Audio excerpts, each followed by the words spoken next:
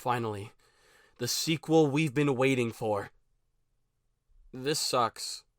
Where's the touch controls? In the early 90s, the Sonic the Hedgehog Genesis trilogy was home to some of the greatest platformers of all time. The games were known for their fast, engaging gameplay, unrivaled uniqueness, replayability, and high quality. These are some of the games that would forever change the entertainment landscape, so obviously, the first thing people wanted after Sonic 3 was released was Sonic Game Mode for the Sega Pico.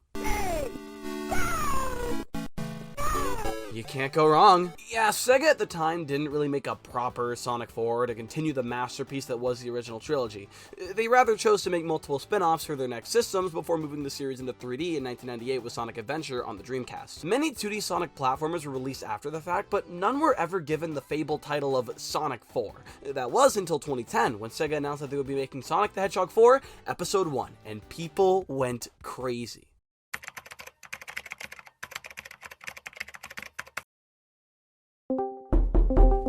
I fucking hate Sonic 4. Sonic 4! Sonic 4 is how I breathe in the Sonic morning. 4 Whenever killed I my can't grandma. wake up in the morning, I you- think of Sonic 4, and I immediately just get up with I get inspiration sick and of Sonic glee 4. and love. Sonic 4 gives me more hope in humanity. What? It makes me want to put a bullet in my head. Sonic 4 is the greatest thing that Sonic Team has ever done. You're actually lying to Sonic yourself. 4 Why fan are you lying club? to yourself? 11 No, out of this is not the Fuck. Sonic 4 fan club. No. Go get the fuck out. Hey, 11 out of 13 masterpiece. Due to the reception Sonic 4 Episode 1 and 2 received at launch, people still debate what the real Sonic 4 is to this day, even 13 years after Sonic 4's actual release. Even Sega has tried to push this discussion by releasing games that could very well be more deserving of the title than the actual Sonic 4. Some people make really good points as to why their preferred game is the real Sonic 4, and some people believe Sonic Rush is the real Sonic 4. So, let's spark some controversy today by asking the question, what is the real Sonic 4? To figure out what is considered the best Sonic 4, we're using the patented Sonic 4 scale. It ranks the game based on its chronology, gameplay, uniqueness, and quality, on a scale of 1 to 5. By the end, each game will be ranked in a total out of 20, and by that, I think you already know it's not winning.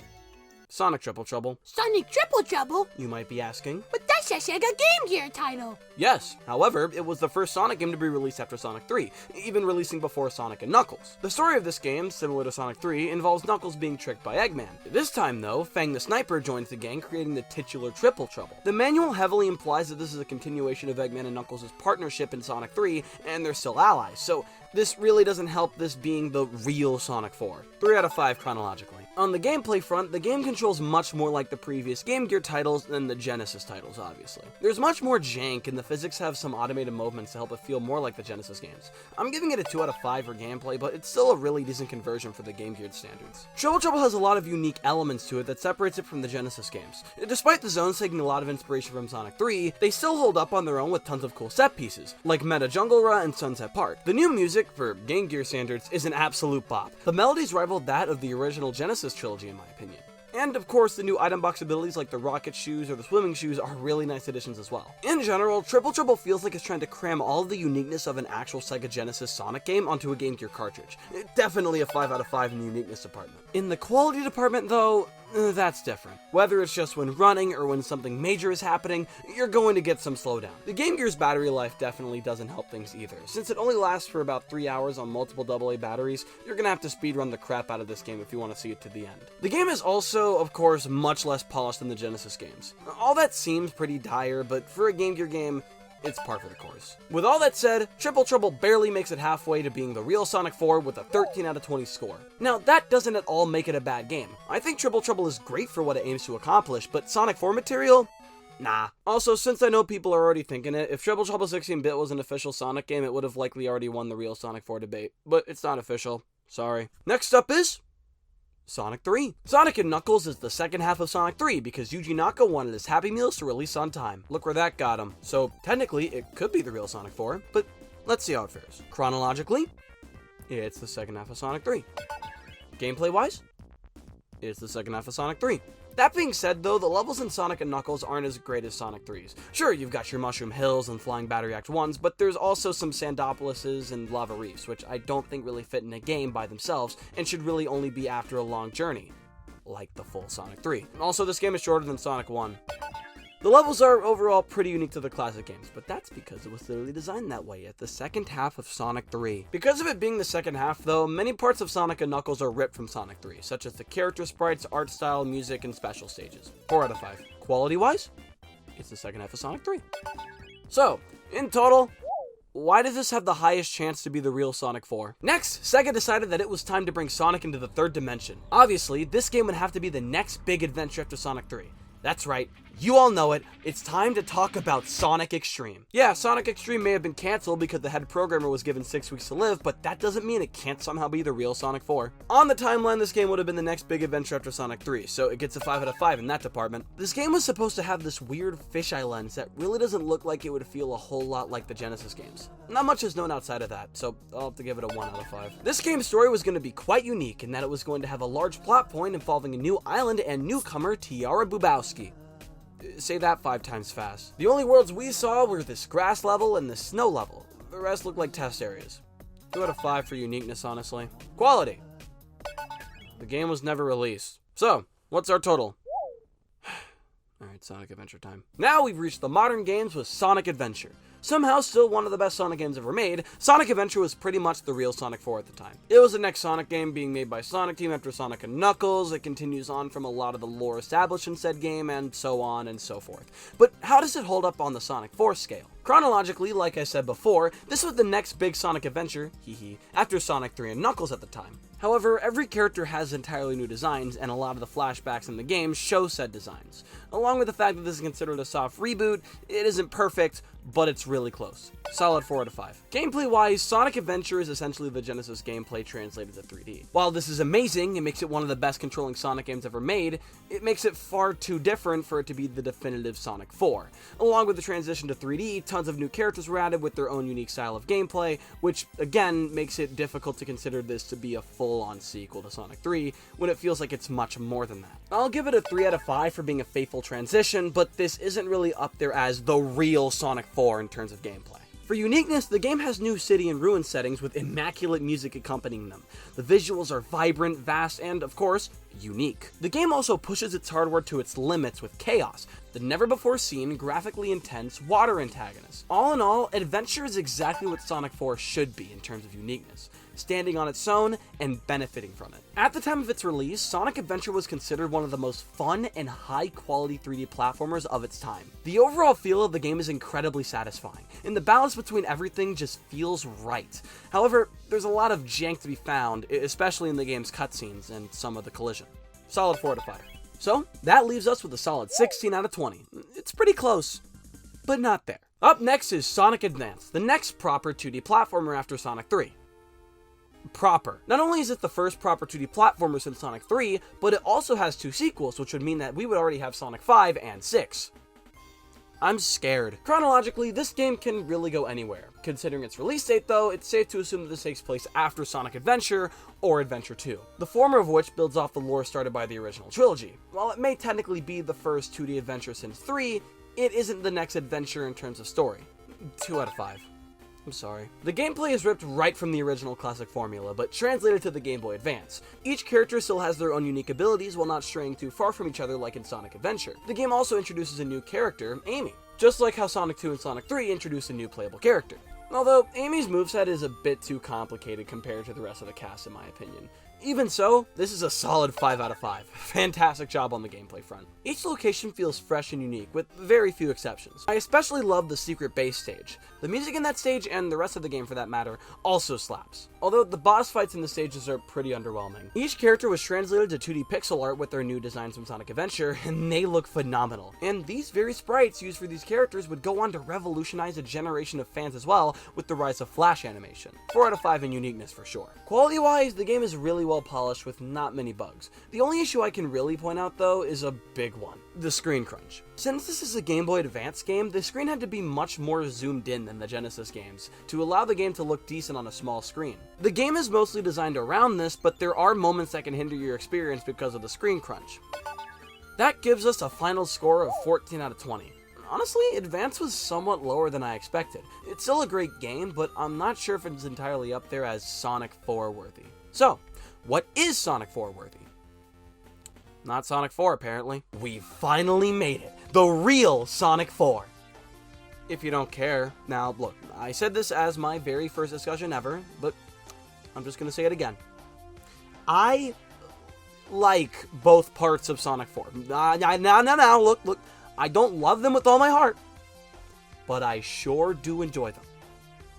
I'll see you on the balcony in January. Let's take a look at where Sonic 4 fits on the Sonic 4 scale. Chronologically, Sonic 4 claims to take place directly after Sonic 3, but it features the modern character designs. There were multiple games that took place after Sonic 3 before the modern designs came in, despite none of them being the next large adventure. The earliest it can take place is somewhat just before Sonic Adventure, so technically at the time, it was and could have been the next in line. While Sonic 4 claims to be an evolution of the classic games, it feels very different. The physics feel completely off. While you're still using the same abilities, the way you use them is completely different. You don't gain a lot of speed from going down slopes, your acceleration is heavily nerfed, and Sonic's air control is way too tight. You don't even play as anyone else in this game outside of Sonic, or Tails if you're playing Episode 2. I personally think these controls can be fun, but saying they're accurate to the classic games would be a complete lie. It gets a 3 out of 5 for at least having the abilities and such, but that's it. Next up is uniqueness. Let's see. 1, 2, 3, 4, 5, 6, 7. Well, at least Sylvania Castle and White Park are cool. Quality-wise, well, Episode 1 feels like a mobile game that Sega hastily called Sonic 4 and slapped onto consoles. Almost like that's exactly what happened. A lot of the stage elements in Episode 1 are 2D sprites and have this really weird plastic look to them, along with Sonic, who looks like he tried to fly but stopped at the cover yourself in oil part. In the mobile version, this looks perfectly fine, but not on console, no. Episode 2 looks a lot cleaner in my opinion. The backgrounds look much more alive, Sonic and Tails look fine now, and everything actually is 3D modeled. It looks much more fitting for a console release. But still, 2 out of 5. Well, now we can officially confirm that Sonic 4 is only halfway to being Sonic 4. What just came out of my mouth? Now we've reached the game that really kickstarted the real Sonic 4 debate. Sonic Mania. It was set to be a proper continuation of the classic series, rigorously recreating what made them so special to begin with, which already builds it up to be a prominent contender for the real Sonic 4. Sonic Mania's story is set to take place shortly after Sonic 3, and since it uses the classic designs, it clearly takes place before Sonic Adventure. Heck, the elevator in the trailer has all the classic games represented as floors before going to Mania. Absolutely 5 out of 5 chronologically. On a gameplay standpoint, Mania was developed on the Retro engine, which was created to replicate the feel of the original classic games, and was even used to remake said classic games in the early 2010s. Because of this, the physics feel practically identical to, and in some cases, better than the original games. The speed you gain from running, rolling, and the like are nearly beat for beat, bar for bar how they are in the originals, now smoothly translated to a frame rate of 60 per second. I'd be ignorant to not mention Sonic's new move, the drop dash. By holding the jump button in the air, Sonic can charge an aerial spin dash and keep a steady flow of speed. This almost immediately became a staple of the series, appearing in the mainline games and remasters of the original trilogy in Sonic CD in Sonic Origins. Playing any classic Sonic game without this move genuinely feels wrong now. It's incredible. The overall gameplay is absolutely phenomenal, and it is easily getting a 5 out of 5. Uniqueness is where Mania falls flat, however. Only 4 of the 12 zones in the game are original, with the rest of them being remakes of stages from the original trilogy and Sonic CD. Yes, we saw Green Hill Zone in 2 games in 2017. Which isn't a lot, but it's weird that it happened twice, right? Encore mode is especially guilty of lacking uniqueness, with it just being palette swaps of previously existing stages. All of this would normally give Mania a 1 or a 0 in this scenario, but the original levels in this game are some of the best in the series. Studiopolis alone has become an incredibly iconic level in the Sonic franchise, having its own toy set, becoming one of the most recognizable video game songs in general, and just overall being an incredibly well-designed stage. The concept of a giant Eggman city that doubles as a movie studio is not something I knew I needed in life, but I desperately couldn't live without. It's like a kid. I wish I could give it a 5 for that alone, but the reused levels in Encore mode bury all of the incredible work done here. Quality.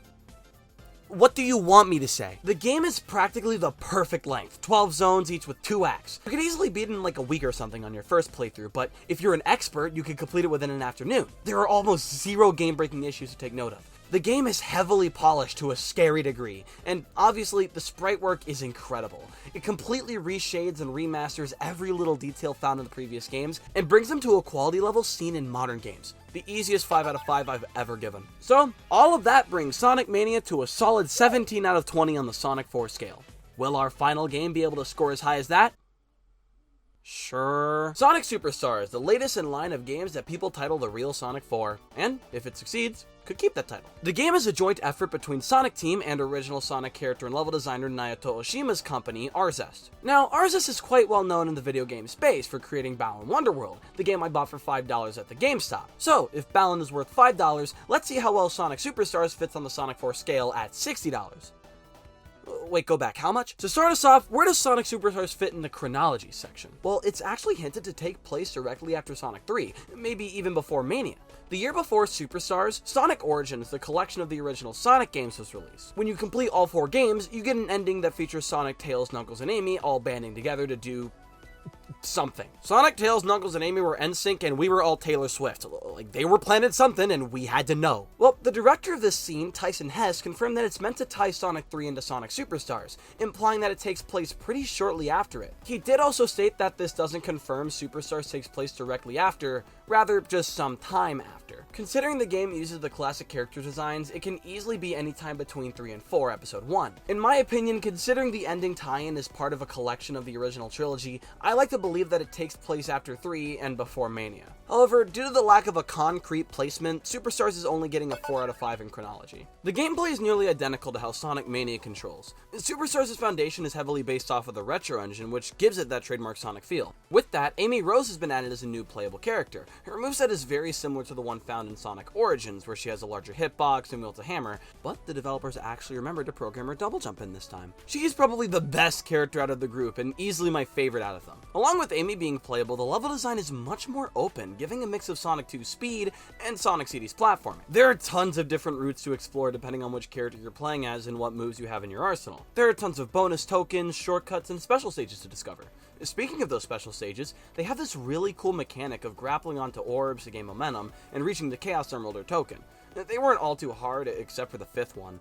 For whatever reason, Sega chose to have a major spike in that department. I wouldn't say these are as good as something like Mania's, but they were still pretty fun in their own right. The boss fights, though, are the biggest thing that prevents Sonic Superstars from getting a perfect score in gameplay, however. While some are all good fun, some others are unnecessarily long, slow, and monotonous. Some that are pretty fun can simply be cheesed with special abilities anyway, so what's really the point? The bosses are absolutely the weakest part of the game. In the gameplay department overall, Superstars is getting a 4.5. It's so close, but it has too many downsides. I was really expecting Superstars to crush it in the uniqueness category, but it somehow surpassed and also fell under my expectations. The game has wholly new zones unlike Sonic Mania, but the new stages aren't as original as many initially believed. Sure, they are new stages and they have some pretty cool new mechanics, but they're stage concepts that we've already explored. Heck, some of the stages have similar names to previous ones: Lagoon City and Hedgehog, Sand Sanctuary and Sky Sanctuary, Press Factory and Press Garden, and so on. Not all parts of the stages are bad though. Some stage designs really piqued my interest. Sand Sanctuary's aesthetics give me heavy vibes of that cut stage from Sonic CD. Golden Capital is a city filled with rings and pinball sections. Pinball Carnival gives a really cool spooky twist to the pre-established idea of pinball and Sonic. And Cyber Station's transformations are really interesting and are accompanied by spectacular music. I'd say that last statement especially goes for a few other stages in the game as well. It may not be related to the uniqueness of the game, but this soundtrack, in my opinion, is the greatest 5 out of 10 album I have ever heard. Man, Drake better step aside. There's a new pinnacle of mid in town. This soundtrack can range from something as Sonic 4 sounding as Fang's boss theme,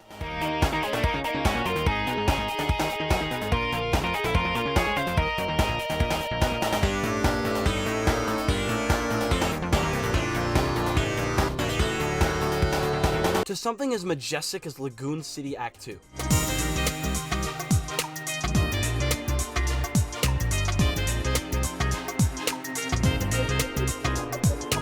And you know me, I'm a fan of Sonic 4, so that obviously means that I enjoy the soundtrack of the game as well. I actually did enjoy a few of the songs that Jun Sonoe, the one behind the Sonic 4 tracks, created for this game. While I do think some of them are genuinely offensive, like the early boss theme, I didn't mind songs like Fang's theme and Golden Capital.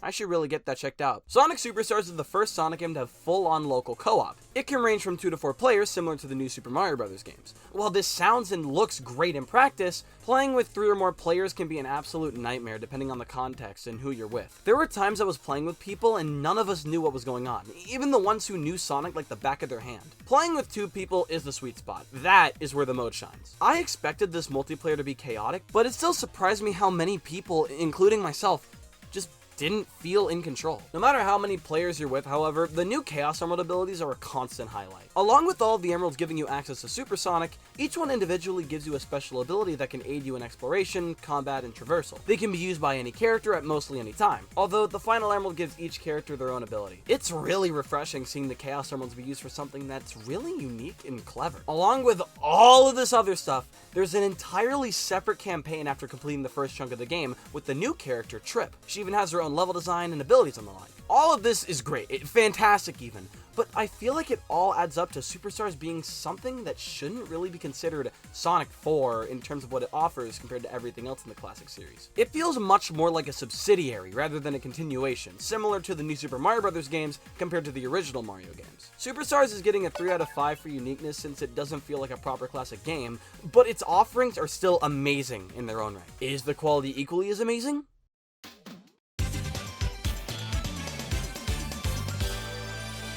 Well, the game has tons of little issues that add up to feeling like a death by 1,000 paper cuts type of situation. I ran into tons of bugs, like Tails being stuck in his floating state in Sky Temple, Sonic continuously jumping in an invisible sand waterfall, Amy swimming through the air when she shouldn't be, drowning on the result screen when at the surface, and my time on the time trials being set to 0 seconds, thus permanently throning me as the #1 Bridge Island speedrunner in the world.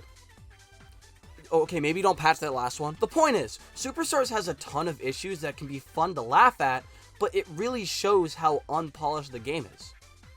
It's still more polished than Frontiers though. Like I mentioned before, when playing with 3 or more players, the co-op is hectic and almost incomprehensible at times. Countless despawns and character focus switching are definitely culprits. Again, like I mentioned before, the music ranges from Sonic 4 synth tracks to some of the best songs the series has had in decades. Because of that, the soundtrack clashes and doesn't give a proper sense of identity. Like, look, here's one of the stage themes.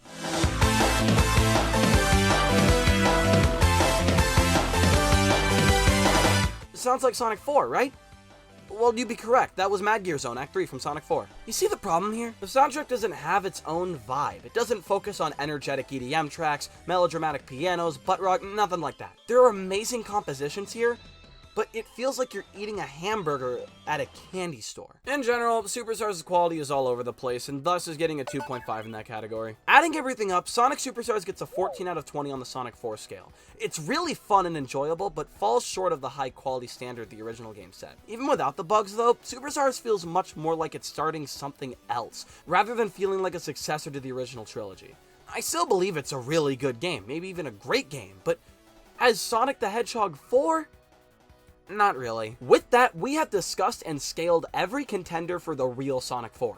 So, what game is the real Sonic 4 according to the scale?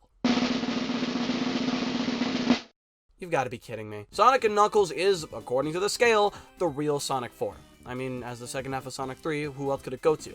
Oh, Avengers Endgame? No way, they made a sequel? In the end, while many of these games may be very close, none of them can completely match the magic of the original trilogy. Except for Sonic and Knuckles. That doesn't mean these games are bad, not at all. That just means that in most cases, they're doing their own thing while still continuing from where the original games left off, which, in my opinion, is just as good as making a proper sequel. So, will we ever get a real Sonic 4? Yes, we already have one. Sonic the Hedgehog 4 released in 2010, and its second half was released in 2012. I don't care about the specifics in physics. In this specific instance, subjectivity does not exist. Why is there Sonic Utopia footage on the screen? If we're thinking about a bunch of different games to beat the real Sonic 4, you know what I think is the real Sonic 4? That's right, you all know it. You agree. Evil the Sackboy, Nightmare Location,